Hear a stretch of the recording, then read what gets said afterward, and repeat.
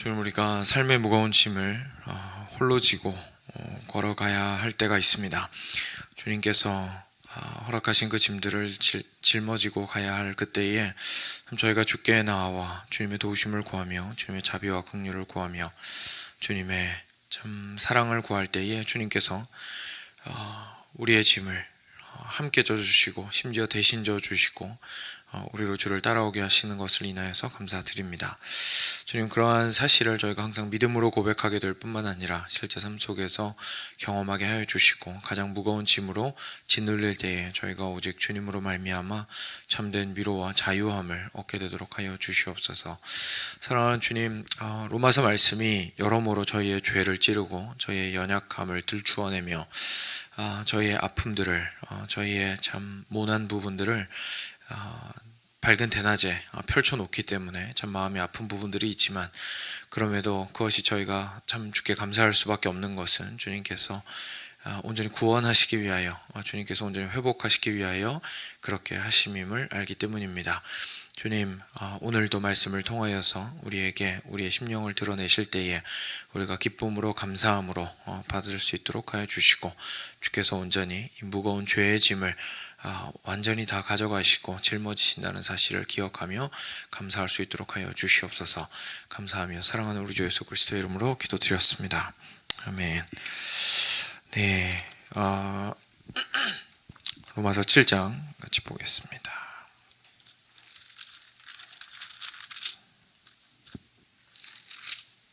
네, 7절부터 25절 같이 교독하겠습니다.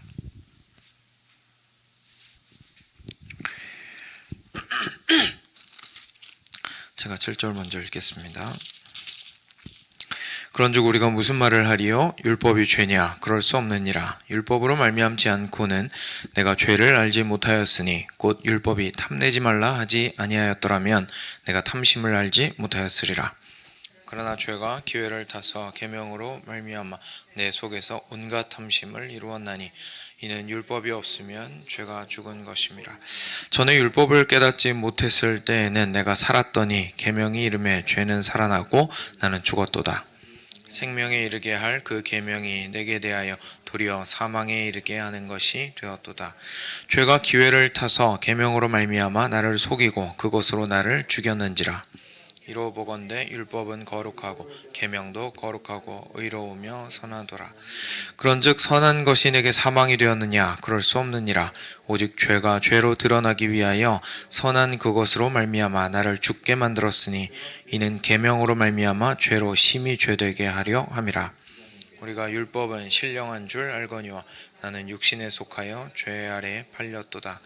내가 행하는 것을 내가 알지 못하노니 곧 내가 원하는 것은 행하지 아니하고 도리어 미워하는 것을 행함이라.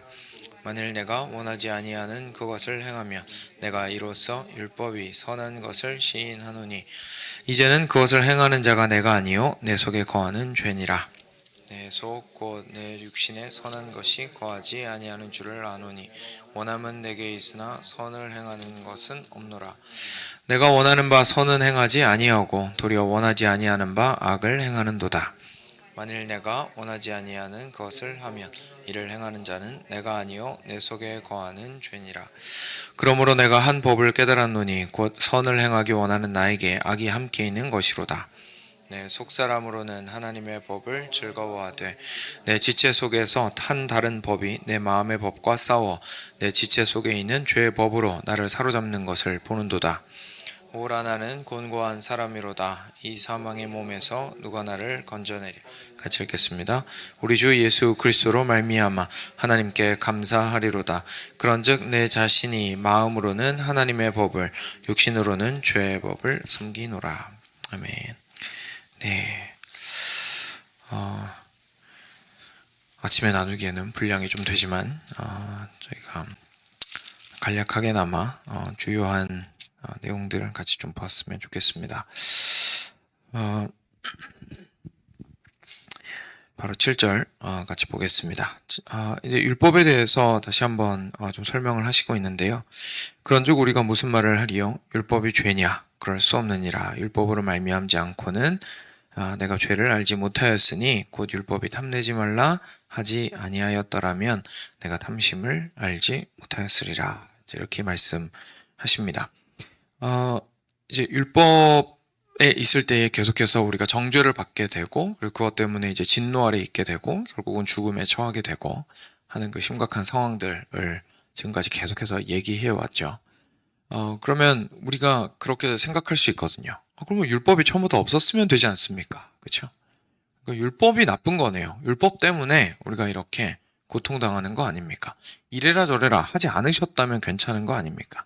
이렇게 생각할 수 있을 겁니다. 그런데 사실 그런 게 아니라는 거죠. 율법이 죄냐? 율법이 있어서 죄가 생겼느냐? 그렇지 않다는 거죠. 율법으로 말미암지 않고는 내가 죄를 알지 못하였으리니.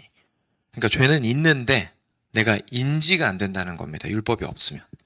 그러니까 율법이 없어도 나는 죄를 짓고는 있겠지만 그게 죄인지 알지 못한다는 거죠. 근데 율법이 있으니까 기준이 명확해지면서 이게 죄였구나 라는 걸 깨닫게 되는 겁니다. 근데 그 다음에 나오는 예가 사실 좀 중요합니다. 그 다음에 뭐라고 나오냐면 탐내지 말라 라고 하지 않았다면 내가 탐심이 죄인지 몰랐을 것이다. 이게 왜냐하면 탐심은 실제로 마음 안에서 일어나는 것이고, 그죠? 일어나는 것이고, 너무 자연스럽게 올라오는 것이고, 저희가 딱히 그렇게 제어하기가 쉽지 않은 것이기 때문에 그렇습니다. 그러니까 저희가 뭐 살인하지 말아라, 도둑질하지 말아라, 이런 겉으로 드러나는 행동으로 아주 명확하게 선을 그을 수 있는 기준이 있다면, 이거는 저희가 물론 율법이 있어야 명확해지긴 하겠지만 율법 없어도 그래도 어느 정도는 약간 마음의 양심을 따라서 생각을 할 수가 있을 텐데, 탐심 같은 경우에는 사실 율법이 정확하게 탐하는 것이 죄다라고 10계명 마지막에 누구든지 탐하지 말라, 무엇이든지 탐하지 말라는 말씀이 있죠. 그렇게 정하지 않았다면 저희로서는 탐심 자체를 죄라고 생각하기는 비교적 어렵습니다.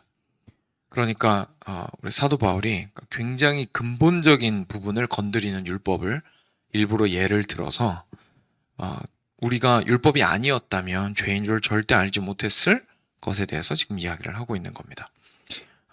그러나 8절입니다. 죄가 기회를 타서 계명으로 말미암아 내 속에서 온갖 탐심을 이루었나니 이는 율법이 없으면 죄가 죽은 것임이라. 그래서 결국은 계명이 있기 때문에 내가 탐심이 죄라는 걸 알게 되었는데요. 근데 이 8절 말씀이 또 오묘합니다. 이게 정말로 우리 마음 안에서 어떤 일이 일어나는지를 사실 보여주고 있는 구절인데요. 이제 이런 겁니다. 그런데 우리의 죄가 얼마나 교묘하냐면 계명이 있으면 계명 때문에 죄인지 알았으면 그걸 안 하면 되잖아요. 그렇죠? 계명이 주어졌으니까 탐심이 죄니라라고 계명이 딱 주어졌습니다. 그럼 저희가 이렇게 말씀을 읽어요. 말씀을 읽다가 탐심이 죄였구나. 하지 말아야겠다. 라고 하면서 그냥 그치면 됩니다. 근데 한번 하와의 죄를 한번 생각해 보십시오. 아담과 하와. 아담과 하와의 죄가 처음에 어떤 식으로 저질러졌는지 한번 생각해 보시면 처음에 하나님께서 그 기준을 주셨습니다. 그렇죠? 기준을 주셨는데 선과 악을 알게 하는 나무의 열매를 맺지 말아라. 그러니까 다시 말해서 쉽게 말하면 선과 악을 알게 하는 나무의 열매를 맺는 것은 죄니라. 이렇게 알려주신 거죠. 그러면 이 사람들이 알고 있었거든요. 근데 제일 먼저 그 계명을 어떻게 하고 싶었습니까? 이 사람들이 뛰어넘고 싶은 거예요. 이 계명 자체를 어기고 싶은 거예요.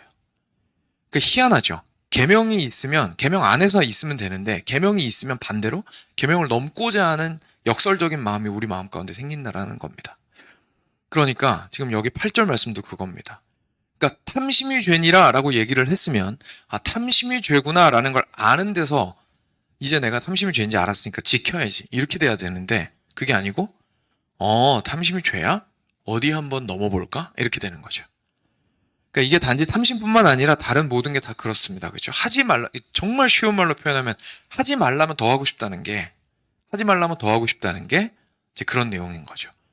하지마라고 하면 그래? 넘으면 어떻게 되는데? 나 궁금한데? 그 너머에 혹시 더 좋은 세상이 있는 거 아닐까? 이 법을 넘었을 때에 오히려 내가 더 큰 행복을 얻을 수 있는 거 아닐까? 라는 생각을 하게 된다는 겁니다. 그런 인간의 굉장히 근원적인 심리에 대해서 혹시 질문해 보신 적이 있는지 모르겠습니다. 굉장히 이상한 심리잖아요. 선이 없을 때는 별로 넘고 싶은 마음이 안 생겨요. 근데 선이 있으면 괜히 이 선이 나를 억압하는 것 같고, 그리고 그 선을 넘어서는 곳에 뭔가 낙원이 존재할 것 같은 생각이 우리 마음에 있습니다. 그러면서 자꾸 그 선을 넘으려고 하는 거죠. 우리 가운데 그런 죄악된 마음이, 본성이 있다라는 것을 지금 본성을 설명을 해주고 있는 겁니다. 그래서 죄가 기회를 타서 계명으로 말미암아 내 속에 온갖 탐심을 이루었나니. 그러니까 계명이 있어서 굉장히 아이러니하게도 탐심을 이루었나니라는 겁니다. 9절입니다. 전에 율법을 깨닫지 못했을 때에는 내가 살았더니 계명이 이름에 죄는 살아나고 나는 죽었도다. 방금 말씀드렸던 그 얘기입니다. 그러니까 율법을 깨닫지 못했을 때에는, 그러니까 기준을 몰랐을 때에는 오히려 괜찮았다는 거예요. 기준을 몰랐을 때에는 그냥 오히려 자유롭고 오히려 형통하고 별로 그렇게 너무 저쪽 세상이 궁금하고 그쪽으로 넘어가고 싶고 이런 생각 한 적이 없다는 거죠. 그런데 오히려 계명이 생기자 죄가 살아나서 그 선을 넘고자 하는 마음이 생기고 오히려 그것을 나의 전 인격은 하나님의 뜻을 따라서 살아야 되는데 그런 나는 오히려 그렇게 살지 못하는 죽은 자가 되었다 라고 이야기합니다. 10절입니다. 생명에 이르게 할 그 계명이 내게 대하여 도리어 사망에 이르게 하는 것이 되었도다. 방금 설명드린 대로입니다. 그러니까 법이 있으면, 법 안에 있으면 되거든요. 그러면 그곳이 곧 생명의 나라입니다. 그렇죠? 에덴 동산을 생각해 보시면 결국 생명을 누리기 위해서는, 거기서 주어진 모든 풍성한 복을, 생명의 복을 누리기 위해서는 결국 그 테두리 안에만 있으면 되거든요. 근데 그것이 생명을 주는 법이 도리어 이걸 넘고 싶은 마음이 생겨서 넘게 만드는 사망에 이르게 하는 것이 된 굉장히 역설적인 상황에 대해서 설명을 하고 있습니다. 그래서 죄가 기회를 타서 계명으로 말미암아 나를 속이고 그곳으로 나를 죽였는지라. 그러니까 여기에서 우리가 명확하게 깨달아야 하는 것은 우리의 진짜 문제는 계명 자체가 아니라 죄라는 얘기입니다.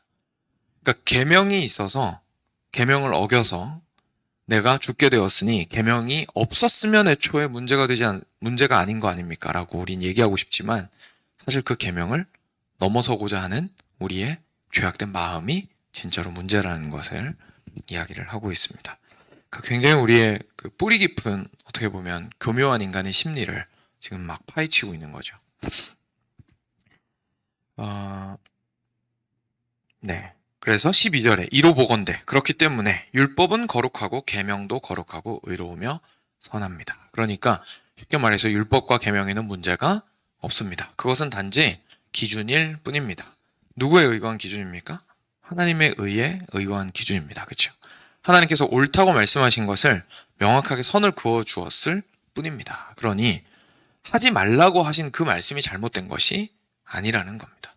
하지 말라고 하신 그 말씀을 어기고자 하는 나의 죄가 문제라는 것이죠.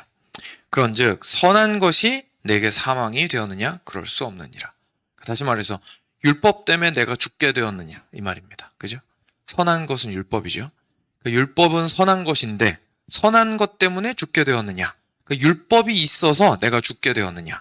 그럴 수 없느니라. 오직 죄가 죄로 드러나기 위하여 선한 그것, 그러니까 율법이죠. 율법으로 말미암아 나를 죽게 만들었으니 이는 계명으로 말미암아 죄로 심히 죄되게 함이라. 다시 말해서 이 기준 때문에 내가 죽는 것이 아니라 이 기준에 저촉이 된, 기준에 따라서 유죄 판결을 받게 만든 나의 죄악됨이 결국은 문제이고, 그리고 나의 죄악됨 때문에 결국 죽게 되었잖아요. 근데 죽음이라는 건 굉장히 심각한 문제지 않습니까? 그러니까 이 죄가 얼마나 큰지에 대해서 우리에게 알려주고자 이 계명을 주신 것이다 라고 이야기를 하시고 있는 겁니다. 그래서 정리를 하는 겁니다. 14절에 우리가 율법은 신령한 줄 알거니와, 그러니까 신령하다라는 게 이제 결국은 하나님으로 말미암았다는 거죠. 하나님으로부터 말미암은 줄을 알거니와 나는 육신에 속하여서 죄 아래 팔려 버렸습니다. 그래서 여기서 말하는 육신은 그냥 우리의 육체를 말하는 게 아니고요. 대부분의 우리의 죄가 육체의 정욕에서 이제 출발을 하는 것이기 때문에 육신이라고 표현을 하는 것이고요. 꼭 우리의 육신만 얘기하는 게 아닙니다. 우리의 죄악된 전인격 전체를 얘기를 하고 있습니다. 그래서 육신에 속하여서 죄 아래 팔린 자들이 되어버렸습니다. 라고 얘기합니다. 오늘 크게 두 가지 내용이 있는데요. 여기까지가 이제 첫 번째 내용입니다. 그래서 전체적인 내용을 세세하게 알기 조금 힘드시더라도 명확하게 기억해야 할 것은 우리가 실제로 이 내용이 지금 생소한 내용이 아닙니다. 왜냐하면 실제 저희 예수님 안 믿는 사람들도 살아가면서 이런 얘기 되게 많이 하거든요. 왜 굳이 하라 하지 말라 말을 해서 나를 더 복잡하게 만드느냐. 이런 말 되게 많이 합니다. 사람들. 그죠?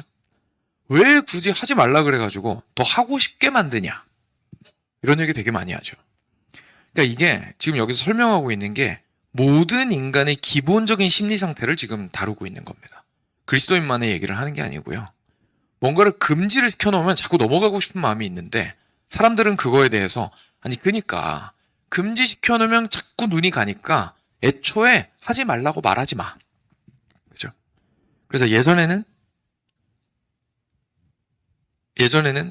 간음죄라는 것이 있었지만 지금은 이제 죄 자체를 철폐시켰습니다. 그죠? 예전에는 죄라고 만드는 선들이 있었어요. 동성혼 같은 거는 이제 합법화가 되어 있지 않았었는데 지금 아예 그냥 문을 열어버렸죠. 그러니까 사람들은 뭐라고 생각하냐면 금지하는 게 문제야라고 생각을 하는 겁니다. 금지하는 게 문제야. 그냥 내버려 두면 다 괜찮은데 금지하니까 문제인 거니까 법을 없애버려 라고 얘기를 하는 거죠. 이게 그리스도인들한테도 그렇게 작용을 하는 겁니다. 우리가 봤을 때 하나님 뭐 그렇게 복잡하게 이렇게 하지 마라, 저거 하지 마라 하지 마시고 그냥 다 좋다, 다 사랑한다, 다 괜찮다 말씀해 주시면 저희가 다 잘 살 텐데 뭐 이렇게 힘들게 하십니까? 복잡하게 하십니까? 그리고 저희들 이렇게 자괴감에 빠지게 하시고 우울하게 만드십니까? 라고 하나님한테 오히려 반문할 수 있다는 얘기입니다. 근데 그게 아니라는 거예요. 진짜 문제는 하나님이 법을 세우신 게 문제가 아니라 우리 안에 있는 죄가 그 법을 사랑하지 않는 것이 문제인 겁니다. 그 법이 왜냐하면 생명의 바운더리이기 때문에 그렇습니다. 하나님께서 말씀하시는 그 법이요. 사실 우리가 보통 법 이러면 굉장히 우리의 막 목을 죄어오는 것처럼 느껴지지만 실제로 구약 성경을 보았을 때 우리는 이제 뭐 더 이상 구약에 살지도 않고 있지만요. 실제 구약 성경을 보더라도 생각보다 그렇게 우리를 옥죄어 오지 않습니다. 그 법들의 결국 가장 핵심은 하나님을 사랑하고 이웃을 사랑하는 것으로서 요약할 수 있다고 예수님이 말씀을 하셨습니다. 그렇죠? 그러니까 하나님을 어떻게 하면 더 사랑하고 어떻게 하면 이웃을 더 사랑할 것이냐에 대한 문제인 거거든요. 그러니까 실제로 우리가 법 때문에 우리가 엄청 억압당하고 있다고 생각은 하지만 실제로 생각해보면 결국은 우리로 하여금 더 풍성한 삶을, 더 행복한 삶을 누리게 만들어주는 하나님의 뜻이 거기에서 드러났다라고 우리가 보게 됩니다. 발견하게 됩니다. 그럼 그 안에서 살아가는 것이 오히려 우리에게는 참 행복이 될 수 있는 거죠. 그런데 결국 우리의 죄가 별로 그러고 싶지 않은 겁니다. 하나님을 기준으로 하여서 생명을 얻고 싶지 않은 거죠. 하나님이 말씀하신 행복과 기쁨을 별로 얻고 싶지 않은 거죠. 자꾸 내가 알지 못하는 세계 너머에 패러다이스가 존재할 것 같은 마음이 우리 마음에 계속 있는 겁니다. 그러니까 하나님께서 결혼이라는 바운더리를 주셨는데 자꾸 그 바운더리 넘어가면 더 행복할 것 같은 거죠. 하나님께서 한 남자와 한 여자의 결혼을 바운더리로 주셨는데 그 바운더리를 넘어가야 내가 행복할 것 같은 거예요. 심지어 이제는 자신의 개인의 성에 대해서도 이제 그렇게 생각을 하게 됐죠. 내가 남자라는 바운더리를 하나님이 주셨는데 그 바운더리 넘어가야 내가 행복할 것 같은 거예요. 내가 여자라는 바운더리를 가지고 태어났는데 그 바운더리 넘어가야 행복할 것 같은 거죠. 계속해서 그것들이 우리는 바운더리를 만들지 마. 네가 왜 나를 남자라고 말해? 네가 왜 나를 여자라고 말해라고 하면서 바운더리를 짓는 거에 대해서 얘기하지만 사실은 우리의 마음이 부패하였기 때문이라고 이야기를 하시고 있는 부분입니다.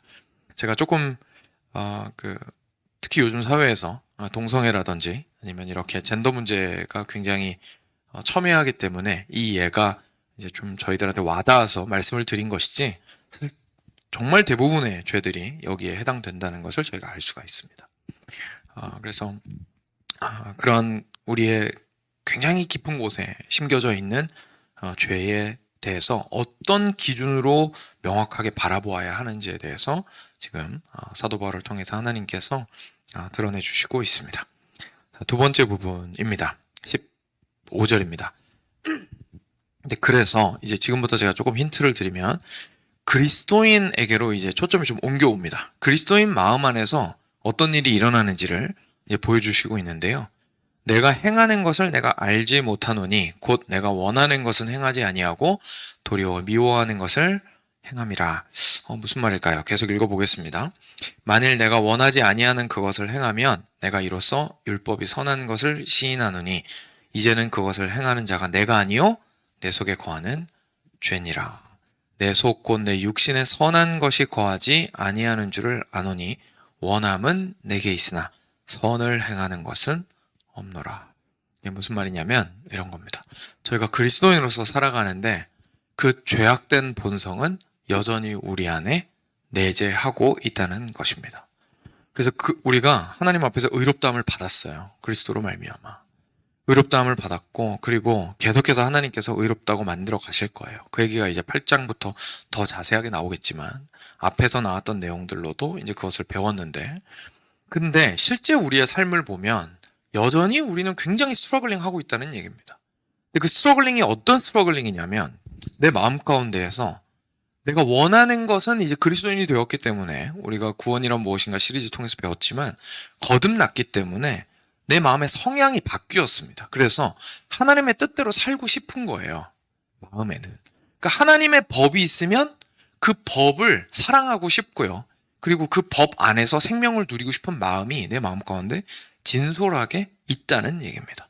그냥 단순하게 옆에서 나한테 시켜서 그렇게 살고 싶은 게 아니라 진심으로 그렇게 살고 싶은 마음이 내 안에 있는 거예요. 원함이 있는 거죠. 그런데 실제로 나의 삶을 보면 내 안에 두 가지 마음이 있다는 걸 알게 되는 겁니다. 앞서서 말한 대로 이 하나님께서 주신 이 법의 테두리를 사랑하는 마음과 함께 동시에 무슨 마음이 있습니까? 넘어가고 싶은 마음이 같이 있는 거예요. 그러니까 저쪽이 더 행복하지 않을까라는 마음이 계속 함께 공존하고 있는 거죠. 그래서 그 둘이 서로 부딪히고 있다는 것을 알게 되었습니다. 그래서 그것을 뭐라고 표현했냐면 방금 나온 대로 17절에 그것을 행하는 자가 내가 아니요 내 속에 거하는 죄니라. 내 속 곧 내 육신에 선한 것이 거하지 아니하는 줄을 아노니 원함은 내게 있으나 선을 행하는 것은 없노라. 그러니까 실제로 하나님의 법을 따르지는 못하는 너무나 역설적이면서도 비참한 상황 가운데 내가 너에게 되었도다 라고 얘기하는 겁니다. 우리가 그리스도인이 되었습니다. 그렇죠? 그리고 나면 뭐가 잘못되었는지를 알게 되었습니다. 그리고 그뿐만 아니라 그렇게 살고 싶은 마음이 생깁니다. 성령께서 우리 안에서 역사하시거든요. 나는 거짓말을 많이 했던 사람이었어요. 이제 더 이상 그렇게 살고 싶지 않아요. 근데 여전히 내 안에 죄는 어떻습니까? 거짓말을 해야 될 것 같은 상황이 오면 자연스럽게 거짓말이 나오는 거예요. 이게 내 안에서 분명히 이게 아니라는 생각을 하면서도 계속해서 그렇게 살아가게 되는 거죠. 근데 이전과는 분명히 차이가 있습니다. 왜냐하면 이전에는 거짓말 하는 것 자체에 문제를 못 느꼈어요. 그리고 거짓말 하기 싫다는 생각도 없었어요. 그냥 거짓말을 해야 내가 살 거라고 생각했어요. 그래서 거짓말을 합니다. 그리고 그래야 내가 살 거라고 생각을 하였고 그 길을 따라 살아왔습니다. 근데 지금은 다른 복잡함에 마주하게 된 겁니다. 그리스도인은. 왜냐하면 거짓말을 하려고 하는 습성은 내 안에 계속 있는데 거짓말을 하면 안 될 것 같은 마음도 공존하고 있고 그리고 거기서 그치는 게 아니라 거짓말을 하지 않는 것이야말로 오히려 더 생명의 길이라는 사실을 원하는 마음이 내 마음 가운데 함께 공존하고 있게 되었다라는 굉장히 복잡한 심리를 그리스도인이 가지게 되었다는 것을 얘기를 해주고 있습니다. 이거를 조금 심한 표현으로요. 어떤 분은 뭐라고 표현하냐면 거룩한 정신분열이라고 표현을 한 분이 있습니다. 네, 홀리 스키조프레니아라고 거룩한 정신분열이라고 표현을 한 분이 있습니다. 그러니까 그리스도인 안에 마음의 갈등은 필연적으로 존재합니다. 오히려 마음의 갈등이 없으면 그리스도인인가라고 사실 질문을 해봐야 될 문제입니다. 갈등이 없으면. 그래서 갈등이 발생하고 있다는 것 자체가 내 마음 가운데 두 가지 마음이 공존한다는 것이고 생명의 성령께서 지속적으로 역사하고 계시다라는 뜻입니다. 죄를 짓는데 아무런 생각이 없고 너무 형통해요. 마음에 거리낌이 없어요. 오히려 죄를 짓지 못하는 것이 더 괴로워요. 그리고 나머지 마음이 너무 쉽게 죽어요.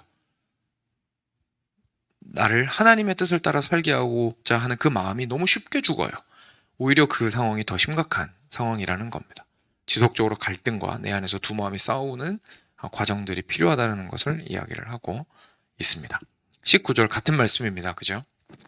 내가 원하는 바 선은 행하지 않고 도리어 원하지 아니하는 바 악을 행합니다.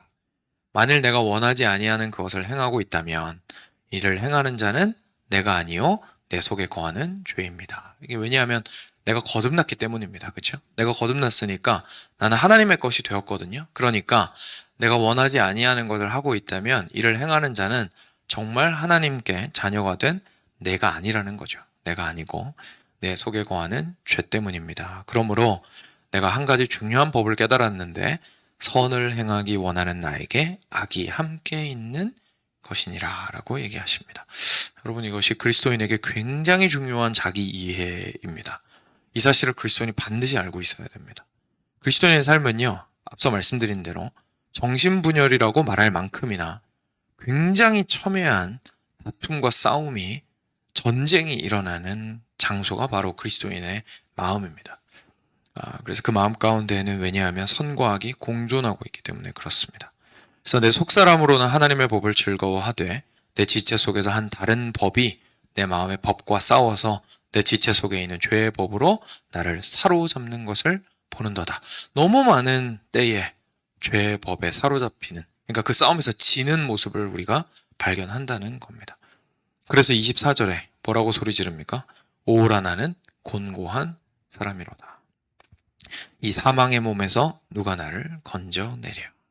내가 죽을 수밖에 없는 이 육신의, 이 죄에 질질 끌려다니는 자가 되어서 싸우기만 하면 지니 이 패배에 쩔은 이 인생 도대체 어떻게 할 것인가 라고 슬퍼하며 부르짖는 성도의 외침입니다.